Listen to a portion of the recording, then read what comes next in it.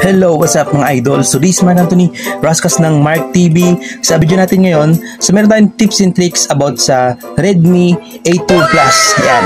Ano ba yung mga tips, yun ba yung mga secret features o mga special features na meron sa kanya na wala sa ibang phone. Yan, kung meron kang ganitong cellphone na Redmi A2 Plus by Xiaomi, o di kaya kahit anong cellphone, baka naman pare-parehas lang tayo ng settings, ilabas nyo na lang yan.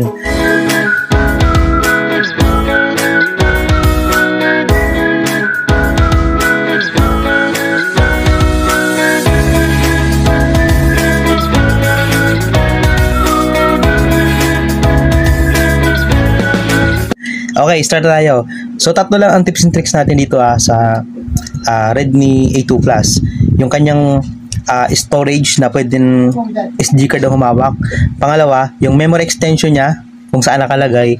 At ang pangatlo ay yung game center niya, nakakaiba. Okay, start tayo.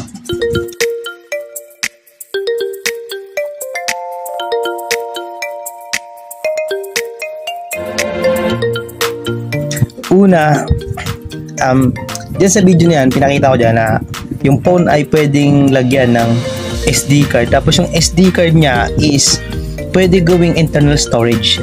Idol, kasi karamihan kasi sa mga phone ngayon, ina-allowed lang yung SD card as lagayan lang ng MP3 or music or video o di kaya pictures sa files. Pero kakaiba ka sa cellphone na to. Kasi ina-allowed niya yung phone, ina-allowed ng phone na to na yung SD card ay humawak ng mga apps. Ibig sabihin, pag nag-install ka ng mga bigating apps, memory card na nga hawak, no? Hindi na yung phone. Di ba? Okay. Pangalawa naman, ay yung memory extension niya. Saan ba nakalagay yun? Dito lang yan. Punta kayo sa settings. Then, punta kayo sa system ng settings. Dito, system. Dito, memory extension nakalagay. Hanggang 3 GB RAM. Yan, naka-default siya sa 1 GB RAM, 2 GB RAM, so bali magiging 6 GB na ang RAM nito. Yan. 64 GB ang storage na, ang internal storage. Tapos nilagyan ko pa ng SD card na 128 GB. O, syempre, malaki na ang RAM niya. So, check natin yung storage niya. Storage. Check natin yung storage niya kung gano'n na siya kalaki. So sabi dito sa labas, 20% use. Kita nyo naman, 20% use. Meron pa siyang free na 153 GB. Wow. Pag binuksan natin siya, ayan o. Yan. 11 GB na yung nagamit system. Sa apps naman, 5.5 GB. Tapos itong games na isa, Mobile Legends, is 368. Tapos may mga image pa dito, files. Lahat yan, SD card na umahawak. Pangatlo,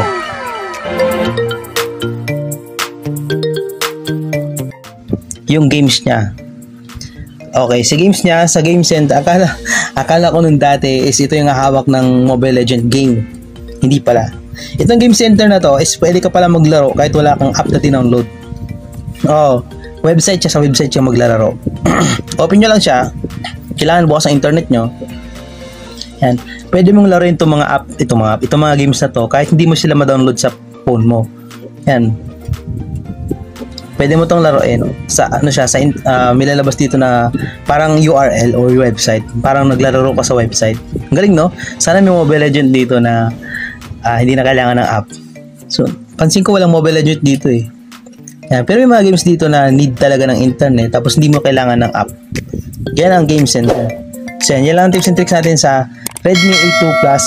So, dito lang. This Mark. I'll see you on my next video. Peace out.